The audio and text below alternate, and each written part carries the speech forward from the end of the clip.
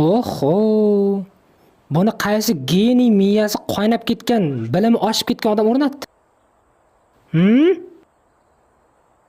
Feruz qani chiqib yoqchi tez? Xo'p bo'ladi, aya. Hozir yoqaman-da mana ayajon. Ana. Oppali, ana aya, yoqdim. Vo, zo'r aylanar ekan-a? Endi o'chir qani? Voy, aya, o'chir. Qo'lim maydalanib ketadi-ku. Aya, tush pastga.